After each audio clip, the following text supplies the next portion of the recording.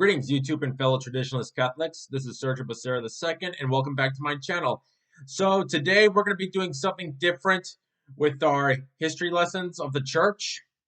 If you all remember, a couple of weeks back, I was doing videos on the dark history of the papacy with some of the dark popes that were known to be corrupt and pure evil. The last one I did was on Benedict the Ninth. Now, I said I would do more dark history videos on the church um, moving forward with some of the other medieval popes. If you remember one textbook that I was reading from when doing the Benedict the Ninth video, uh, some of some of the history that I was looking at didn't give much description, so I will have to do some online research on those popes. But still, it's still quite a lot. And the last book that I was also reading when I started the Dark History series was Dark History of the Church, the Popes by Brenda Ralph Lewis. Now, for what I'm going to do right now, this is on one of this is going to be the chronicles of one of the worst popes of history, of one familiar family from Spain, and that would be the House of Borgia. So I was doing some reading from the last book I was reading on the Dark History of the Popes by Brenda Ralph Lewis on Pope Alexander the Sixth. Well, I would have to say half of it is like correct, some and the other half not correct, even though it looked convincing at first. So I have another book that I'm going to read right here. I'll read from here. It's called the Borgia Chronicles from 1414 to 1572 by Mary Hollingsworth. So this is it right here. The Borgia Chronicles. So this is where I'm going to be reading from today. So before we begin our reading lessons, history lessons, I should say, sorry. The thing about the Borgia family, they were like the Renaissance Spanish mafia ruling Rome, and then of course conquering other territories within Italy, even though Alexander the Sixth had control of the Papal States, which is central Italy. And like I said, the Borgia family is like the Renaissance mafia. If you're familiar with that TV show, The Borgias, um, on the cable network Showtime, that ran from 2011 to 2013, that ran only 3 seasons, and actor Jeremy Irons played Pope Alexander the Sixth. Even before the series even started in 2011, they did like a history background. If well, not a history background. Well, yeah, well, like I said, the Borgias were like a mafia, even though they were of Spanish origin, but had control of Rome and the papacy itself. One of the things the producers and the historians of the Borgia show, if you're familiar with the Godfather series, which I've never seen, you probably know what I'm talking about. They compare the Borgia family to that mafia family that was causing mayhem in New York. I don't know the name of the family in the Godfather series that was just causing trouble, organized crime. Even though I've never watched the series, even though I'm familiar with some parts, like the severed horse's head in the bed. I've seen that part, but not the whole series in general. So it's like So they're comparing the Borgias to that Italian family in the Godfather series. That's what this is all about. So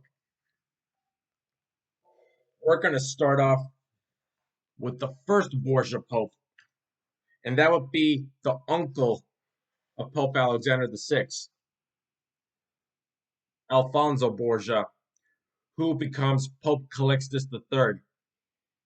Now, about the name Borgia, again, they were of Spanish origin. The family came from Spain, both Calixtus and Alexander. Now, the actual pronunciation of the Borgia family name in Spanish is Borja, Borja. Borja. The J is silent. Um, Here's the thing. I don't mean. Sorry to say this, even though I'm American by birth, but Mexican by blood, but Spanish by descent because of my family name. So I know how the name is pronounced. The name Borgia is actually an Italian pronunciation. So the pronunciation of the family name in Italian is Borgia, Borgia, but in Spanish it's Borja. Again, Borja, Borja with the silent J. So we're gonna start off with Alexander the Sixth's uncle Alfonso Borja or Borgia, if you will, who becomes Pope Alexander. I mean, not Pope Alexander, Pope Calixtus III. So we're gonna travel back to a time when the church had been split, a division, the Great Western Schism from 1378 to 1415, because this was a period of time when the church had been split and you had three different claimants claiming to be the true vicar of Christ. So we're going to get into that. Borgia was, in fact, Alfonso Borgia was born in 1378. This was the exact same year when the schism had started. So we're going to go ahead. So let's get into it right now. It was the proud boast of the Borja family of Yativa that could trace their lineage back to the legendary rulers of the Kingdom of Aragon. Aragon is one of the many kingdoms in Spain because Spain had been split into different kingdoms: Aragon, Castile, I think Catalonia. I got another one, Catalonia.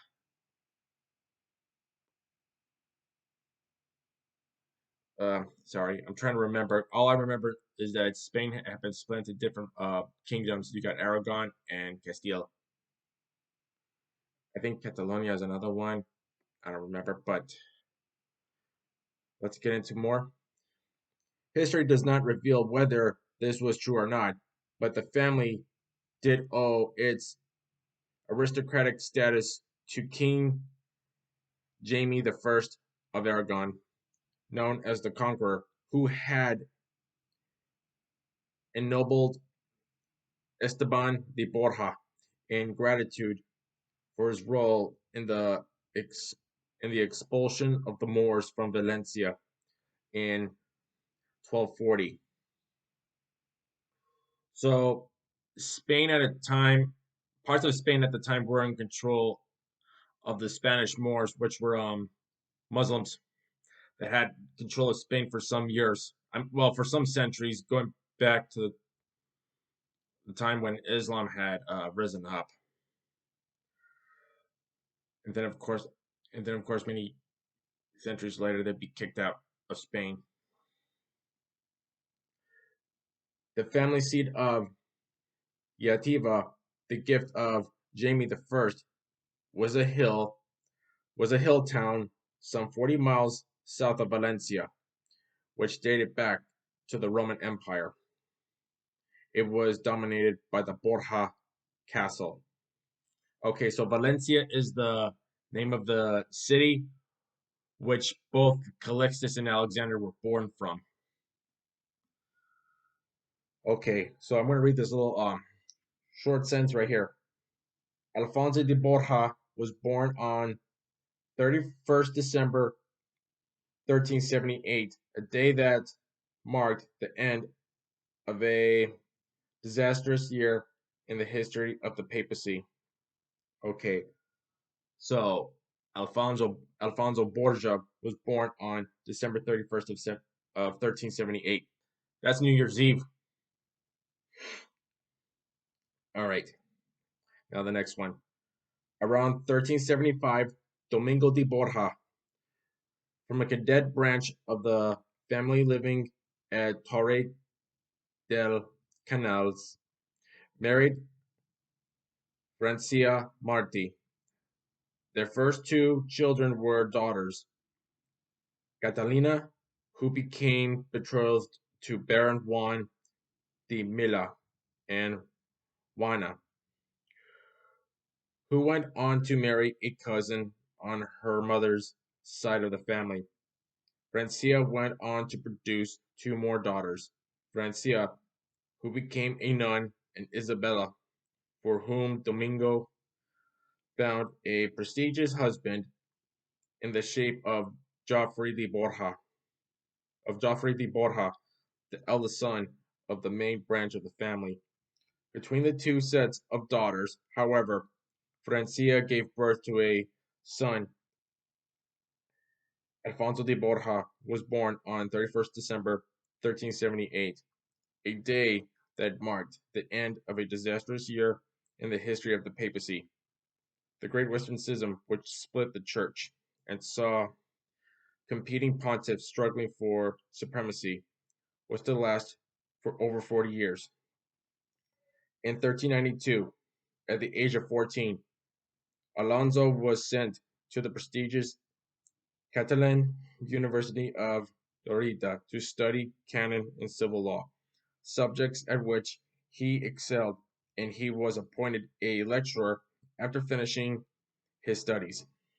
At Lleida, he also came to the attention of Pedro de Luna, the Catalan noble who had succeeded Avignon Pope Clement VII in. Sorry, let me read this again. Who had succeeded Avignon Pope Clement VII in 1394. Okay, here's a picture. I'll show it to you in a second.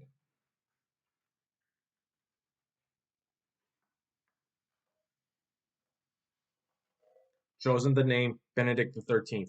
Okay, so this part on the last page, Avignon Pope Clement VII. Okay, you had one pope in Rome, the true pontiff, then you had another pope in Avignon, France. The first, the first of the, the first of the anti-popes of the schism was Clement VII, but regarded as an anti-pope, who rejected the papacy of Urban VI at the time.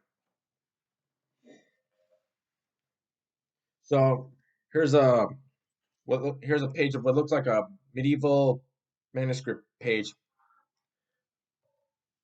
And I can't, and it's hard to look at the calligraphy and writing. So here it is right here. On this page, you can see it looks like a page from an old book. Now I'm going to show you the next page right here. What appears to be Calixtus III, or I don't know which pope it is, but I think this is a painting from the Western Schism at the time. So here it is. This whole page right here. So you got, as you can see on both sides, there are two popes on horseback. So probably the two of the claimants that had control of the, who claimed to have control of the papacy. Now, anti-pope Clement VII's successor went by the name Pedro de Luna. He too was a Spaniard, and he became the successor to the Avignon claimant and took the name Benedict XIII, also an anti-pope. So here we go. In 1408, Benedict appointed Alonso as assessor to the Diocese of Larida, and efficiency the efficiency with which Alonso discharged his duties brought promotion to the post of canon of the Cathedral at Lerida in 1411. Around this time, Alonso de Borja noticed among the crowds who had gathered to listen to a Dominican preacher, Vincent Ferrer, the confessor to Benedict XIII. So we got, yes, two well-known saints that were around at the time of the schism: Saint Catherine of Siena and Saint Vincent Ferrer. Saint Catherine, an Italian; Saint Vincent, a Spaniard. Both worked endlessly to try to resolve the schism, but um, Saint Catherine had died some years later after the schism had started. And here we have Saint Vincent Ferrer, who's confessor to Benedict, who who prophesied a great future. I'm sorry, let me read this again. Who prophesied a great future for the young cleric and for himself. My son, he called out, one day you will be the greatest jewel of our. You will, my son, he called out, one day you will be the greatest jewel of your country and of your family and receive the highest office a man could hold. You will honor me after my death, and I hope you will always live as virtuously as you do now.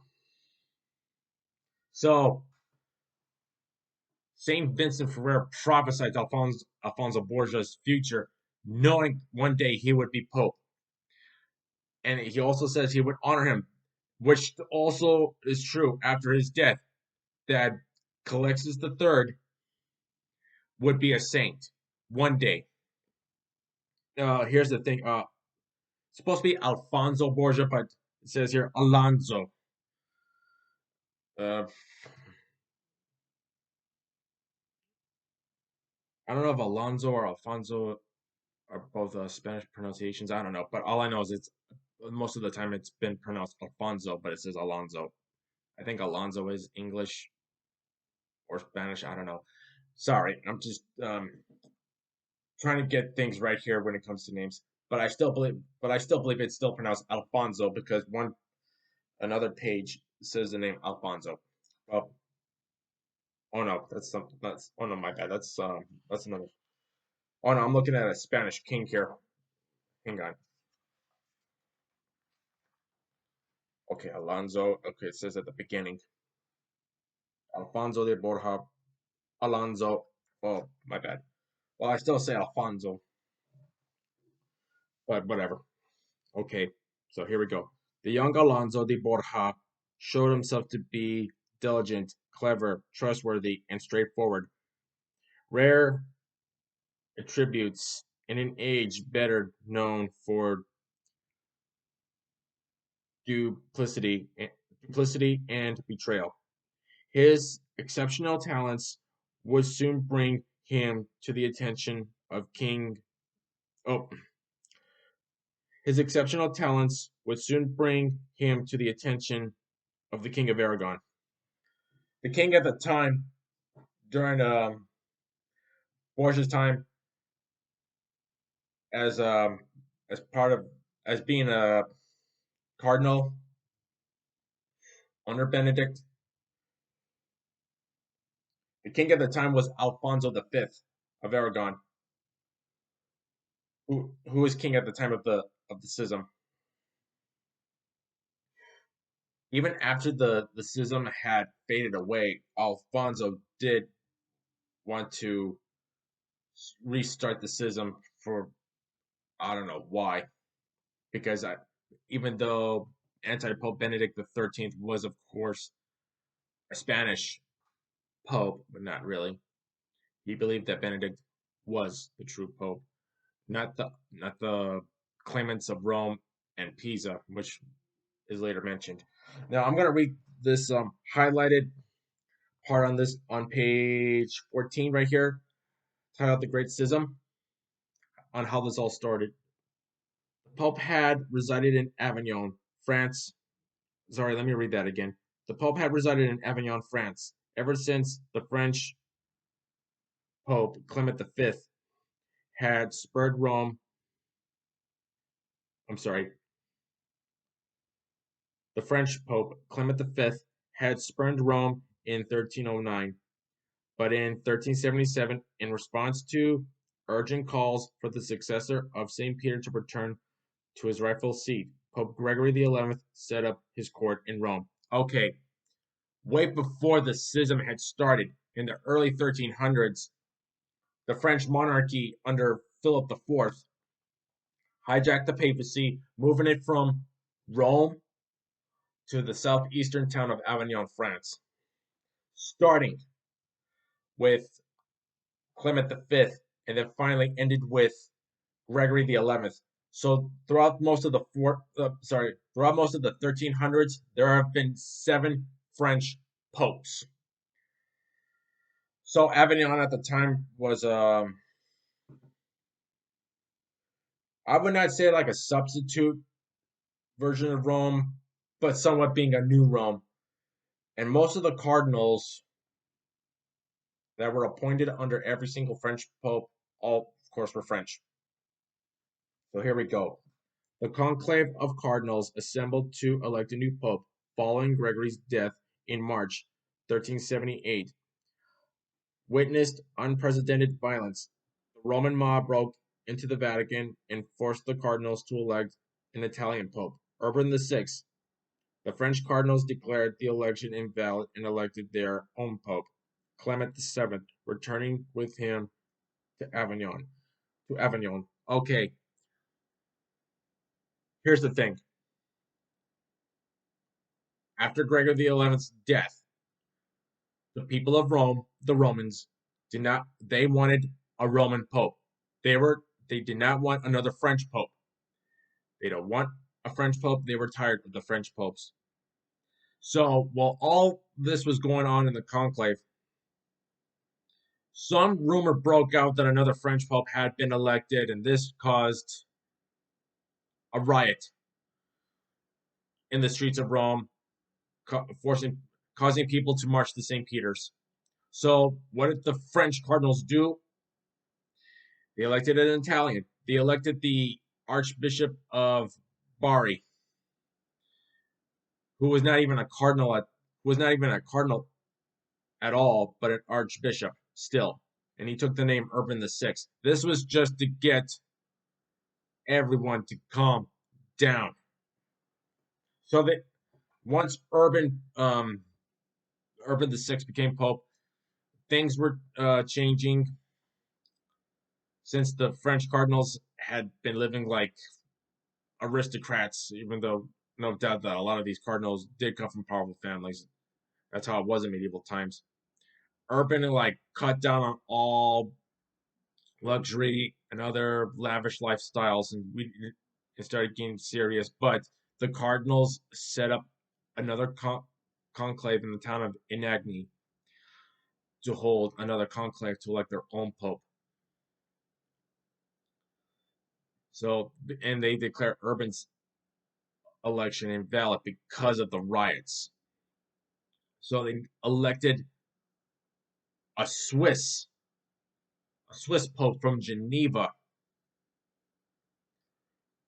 Robert of Geneva was his name, and he took the name Clement VII. That is what triggered the schism. So here we go. In 1409, the cardinals of both obediences, under pressure from Europe's secular rulers, agreed to summon a council at Pisa to end the Great Schism. Neither pontiff would attend the council, so its members declared them deposed and elected a third pope, Alexander V. When he died in May 1410, John the 23rd was elected in his place. There were now no less than 3 popes, each claiming legitimacy as the rightful heir to St. Peter. The spiritual credibility of the church was at a very low ebb. Okay, between the Roman and Avignon claimants, one after another, starting off with Urban VI, then with Boniface IX, then with Innocent VII, and then finally with Gregory XII, being the being the last of the Roman claimants. Gregory the 12th would be the last pope in history to resign from the papacy during the time of the Council of Constance that resolved it. And as I just read, with the Avignon claimants, first Clement VII, then finally with Benedict XIII. Benedict would be one anti-pope that lasted the longest, even though the schism had ended at the time, because Benedict died in 1423. Now, for the Pisan claimants, because first there was a council summoned in the town of Pisa, where they would declare both Gregory and Benedict's pontificates invalid and deposed, but none of them stepped down and moved aside. So, they elected a pope of Greek descent, and he took the name Alexander V, another anti-pope. But his papacy, not really legitimate, would only last a year. So another claimant succeeded him, an Italian, and he took the name John the 23rd. John the 23rd would actually be deposed at the Council of Constance by the Holy Roman Emperor Sigismund. John, however, got deposed because he knew that he would not last long being pope.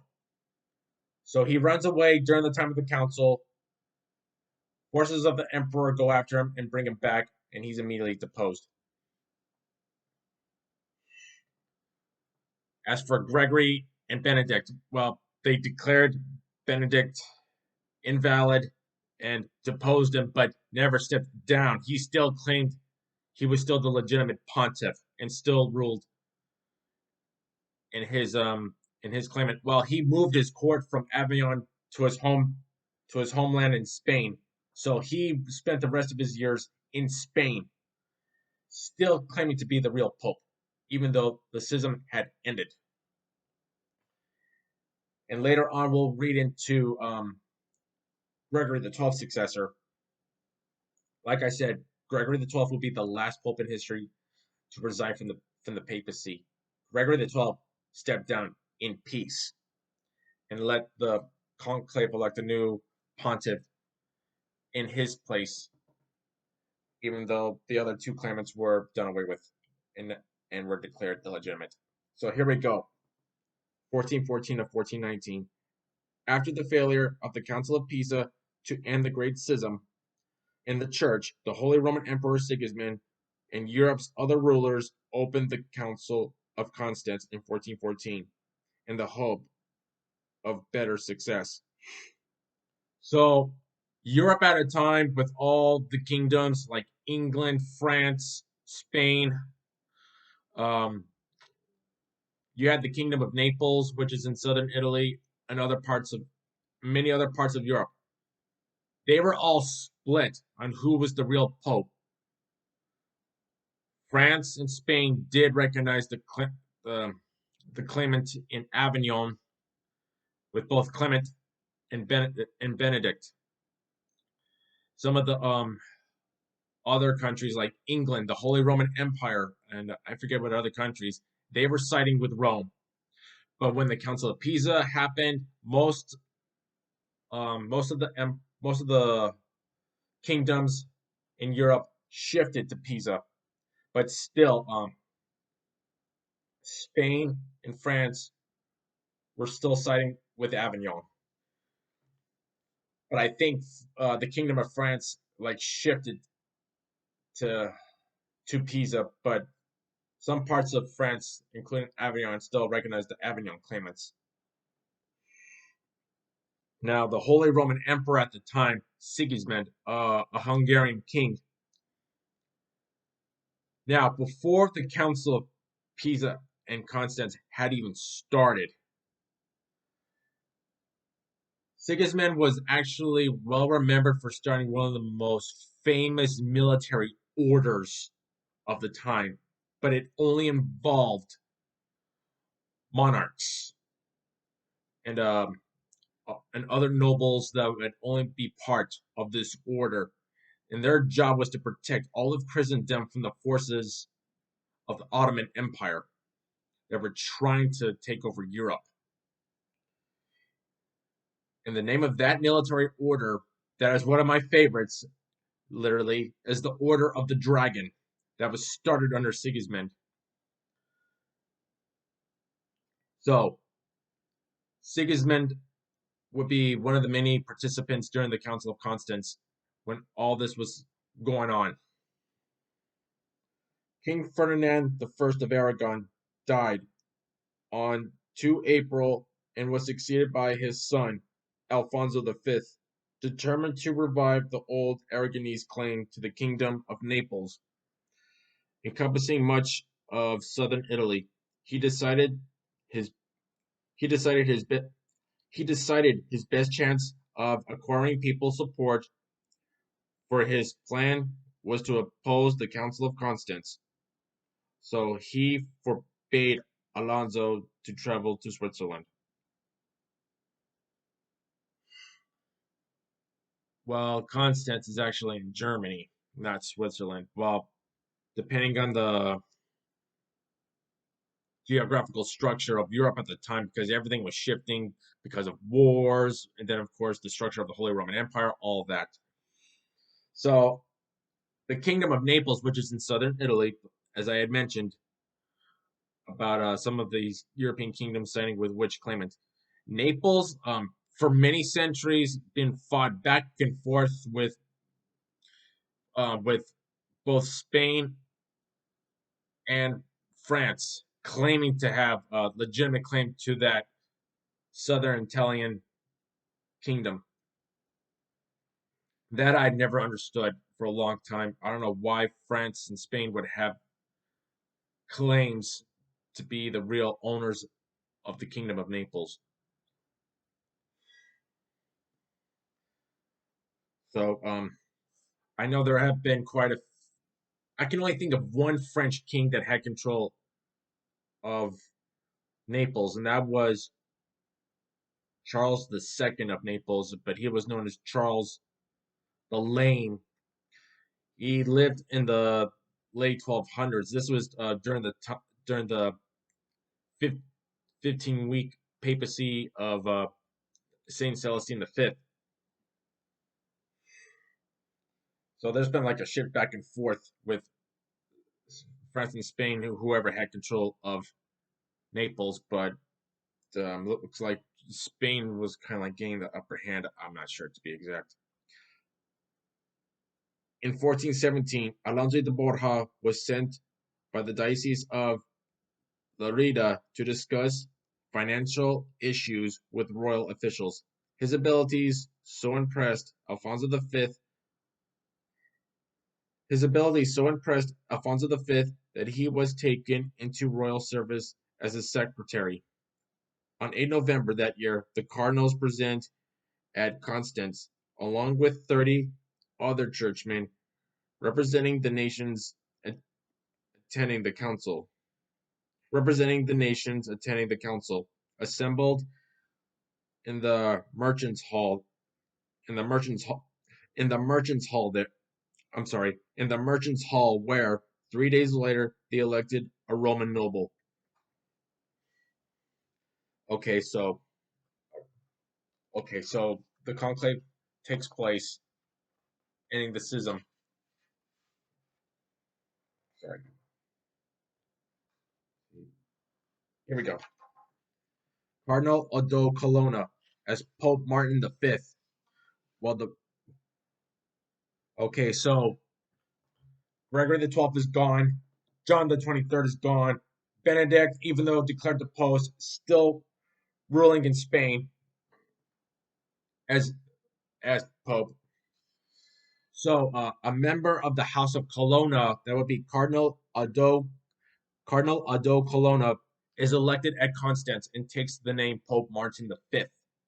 He would be the only member of the House of Colonna to ever succeed to the papacy, because you had other Roman noble families of Roman lineage that had control of the papacy for like many years, such as the Medici, the Orsini, the Colonnas, Gitani. Gitani is the noble, be the noble house of Pope Boniface VIII, and then of course, as I did in my other videos, the popes that came of the Counts of Tusculum, from Sergius III to Benedict IX, as I had done in the past, as I have read to you in the past. But this is like the only member of the House of Colonna that would succeed to the papacy. So let me go right here to this section back here on page 15. This is Alfonso V of Aragon. Alfonso was born in 1395 and brought up at the Castellanian court at Medina del Campo, which he left in 1412, when his father inherited the throne of Aragon. 3 years later, he married his cousin, Maria of Castile, and although the marriage would prove childless, Alfonso had several illegitimate children. His father died in 1416, and Alfonso, now 21 years old, succeeded to the throne of Aragon and Sicily. An ambitious ruler and a skillful soldier, Alfonso successfully went on to assert his dynastic claims to Sardinia, Corsica, and Naples, where he established the capital of his state and placed its administration largely in the hands of Spanish nobles. Alfonso was autocratic, and his enemies criticized his importance and pride, but he was also a pious man, moderate in his habits, who enjoyed hunting and tournaments, and was a major patron of the arts. The, mag- the magnificent, sorry, the magnificence of the Neapolitan court attracted many Italian humanists, with their reverence for classical learning, and their propaganda promo- promoted Alfonso as the heir to Trajan and Hadrian, two emperors of ancient Rome who were both of Spanish birth and famous for their military prowess. Yeah, so it does mention two Roman emperors, Trajan and Hadrian, both of Spanish descent, even though Spain at the time was under the control of the Roman Empire. And like Rome, Spain also spoke Latin. There was like no ancient version of Spanish. So, and of course, Spanish itself is of Latin origin, because there are some words in Spanish, including Portuguese and Italian, that are that are part that are pronounced like you would say. I'm trying to say that all three languages, Spanish, Italian, and Portuguese, they're all of Latin descent. So there are words in those languages that are similar to Latin, is what I'm trying to say. I apologize. Okay, where was I? Roman Spanish birth and famous for the military prowess. Okay, here we go. He also had an excellent sense of humor, and the humanist Antonio Basadelli recorded several examples of his wit, such as asses are more fortunate than kings because their masters let them eat in peace, or a deaf husband and a blind wife make a good marriage. As I had mentioned with the Holy Roman Emperor Sigismund, who started the Order of the Dragon, Alfonso too was a member of the Order of the Dragon. And then later on, the Emperor would also travel to the court of Henry V of England, because Henry V would make Sigismund a member of the Order of the Garter, and Sigismund would also make Henry V a member of the Order of the Dragon. So now turn to page 16,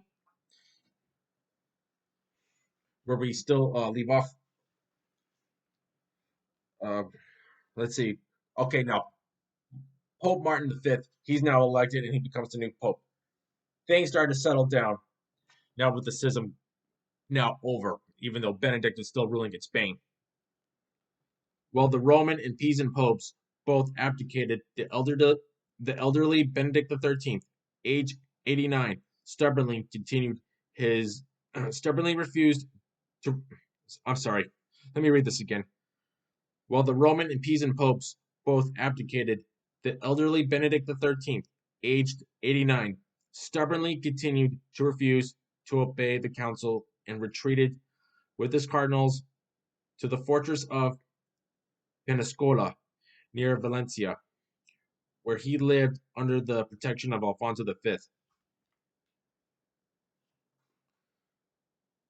Okay, so Benedict XIII, anti-pope, spends the rest of his days at, at the fortress of Pensacola near Valencia, which is a castle off the Spanish coast under the protection of Alfonso V. Because, like I said, Alfonso V wanted to restart the schism, even though Martin V already had been elected,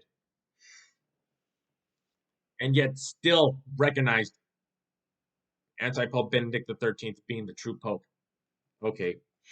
In an effort to persuade the anti-pope Benedict XIII to resign, on 17 February 1418, Cardinal Alamano Edimari left Constance as Martin V's legate to Aragon.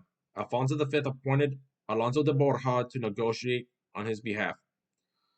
Alonso had persuaded the king that changing his allegiance from Benedict XIII to Martin V could be the key to gaining papal support for Alfonso's claim to the throne of Naples. Okay, so well, what Alfonso Borgia is trying to do is persuade the king to switch sides to help the king get his chance to help the king have better chances of getting his claim on Naples by switching allegiance from Benedict XIII to Martin V. So that way, better chances would happen. And I think Borgia kind of does. We see here that Borgia kind of does the same too, because Benedict Benedict already lost the support he had already, and I think he already lost support completely with France, because even after Benedict dies, and then actually three more illegitimate claimants uh, take the Avignon claimant, actually claiming to be Pope, they get zero support, which we will see here. Let's see. Okay, Alonso was rewarded for his work with new benefices. The post of canon at the cathedral in Barcelona, and the rectorship of Saint Nicolau in Valencia. On 30 April, Cardinal Edimari returned to Martin V's court with the promise that the King of Aragon would do his best to persuade Benedict XIII to resign. So you have one cardinal here serving as legate to Martin V to persuade the king to get Benedict to step down completely. Well, still, that didn't happen because, let's see, this happened in the year, I'm trying to look for it, was it 1418? I think that I saw. 1418. Well, Benedict doesn't die for another few years. Still, Benedict never stepped down. Also during April, on the 5th, the Dominican preacher Vincent Ferrer, who had predicted a remarkable future for Alonso de Borja, died. Okay, so Saint Vincent Ferrer has died. He already predicted that Alfonso Borgia would become Pope later in life. And then finally, that Calixtus III, that would be Alfonso Borgia, would make him a saint, which does happen later on. Because I'm going to read this one highlighted paragraph right here on the next page. That will be page 17, and I'm on page 16.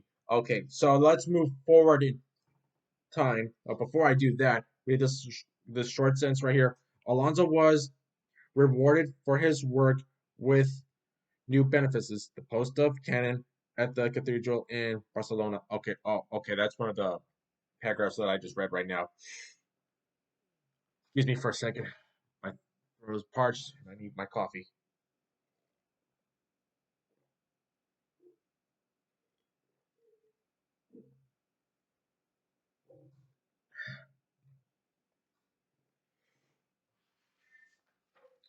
So, okay, I'm gonna read this quick.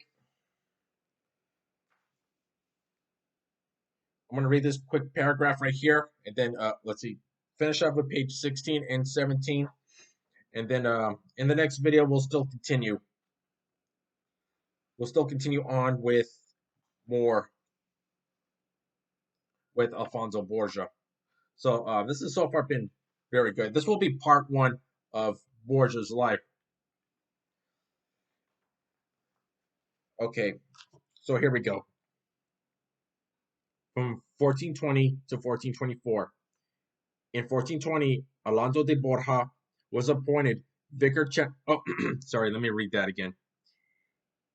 1420 to 1424.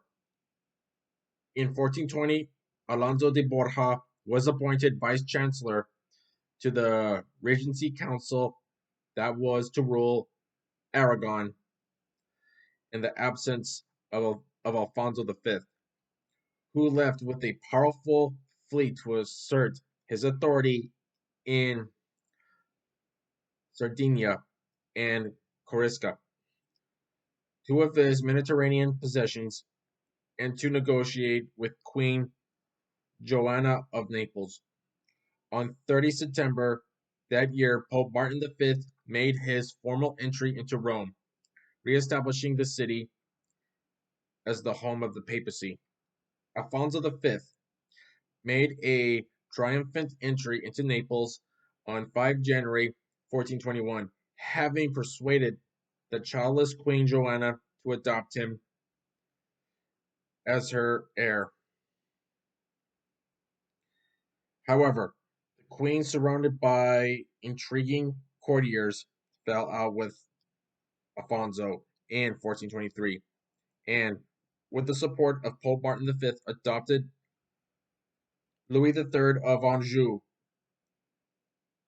as her heir instead. King Alfonso now returned. Sorry, King Alfonso. King Alfonso now returned to Aragon and switched his allegiance back to Benedict. Okay, so things didn't work out with Martin V, with the king. So now Alfonso V switches his allegiance once again with Benedict XIII. And this is in the year 1421. Anti-Pope Benedict XIII, he's already in his 90s because he dies in 1423. He dies at the age of 95.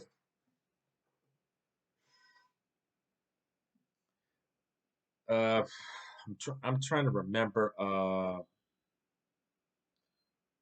Let's see. We know that Benedict XVI died just last year. I don't remember what. I think it was at the beginning of 2023 or late 2022. I don't remember. He was already. I think he was already 96 at the time when he died. Yeah, because he would have been 97 this year. Because I was just reading a post on Instagram just last night. So yeah, he would have been 97. But Benedict XIII, even though the real Benedict XIII in general wasn't elected until the mid 1700s, and that was Pietro Orsini, the very last surviving member of the House of Orsini. He becomes Pope, and he becomes the true Benedict XIII. the true Pope Benedict the 13th. The real Benedict the 13th would have become Benedict the 14th, but because the Benedict the 13th during the schism was illegitimate, so now Pietro Orsini becomes the true Pope Benedict the 13th. Okay, so now here we have King Alfonso V of Aragon, now switching allegiances from Martin V, now back to Benedict the 13th. Okay, here we go. Meanwhile, Christendom's borders were under threat. In 1422, Constantinople was besieged by the Turks for the first time, though they failed to capture the city. The church itself saw one anti-pope replaced by another when, on 23 May, Benedict XIII died at Pensacola on the Aragonese coast, and his successor, Clement VIII, was elected there on June 10. Oh, I'm sorry, let me read this again.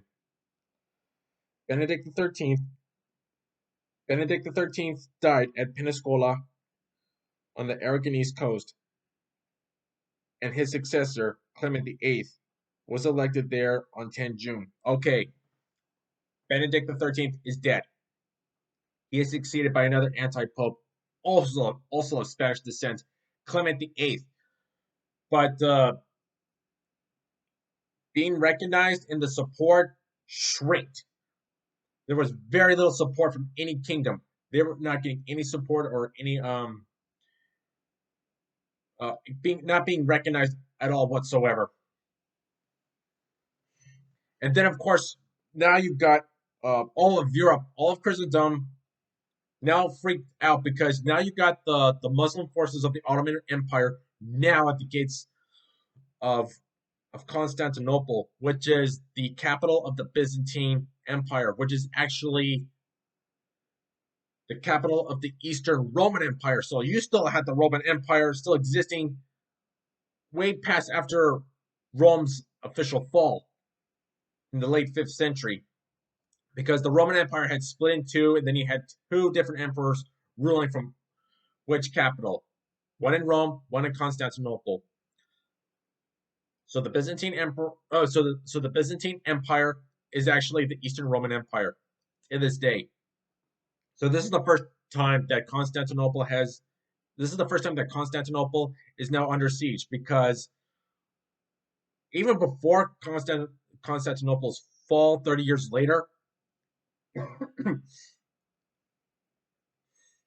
you had the first crusade in the late 11th century, because even before the rise of the Ottoman Empire, you had a Muslim caliphate somewhere in the Middle East that that that was trying to take over not just Constantinople but all of Christendom, trying to force all of Islam on all Europeans. I mean, they tried doing this a long time ago, not long after the rise of Islam, starting off with Spain and then trying to make their way into France, trying to make any attempt to conquer France, but that failed under King Charles the Hammer Montel, who was the grandson of the first Holy Roman Emperor Charlemagne. So now you got Constantinople under siege, and Constantinople does fight off the Ottomans, but then, like I said, they do return 30 years later with powerful weapons that brings down the city and puts the city under the control and renames Constantinople to Istanbul, that becomes the capital of Turkey. Okay, here we go. Benedict XIII is dead. Now you got Clement VIII. With King Alfonso's return to Aragon in 1423, Alonso de Borja resigned his university and cathedral post to work full-time as Alfonso V's chief private secretary and privy chancellor. The following year, he was appointed Bishop of Majorca. Okay, so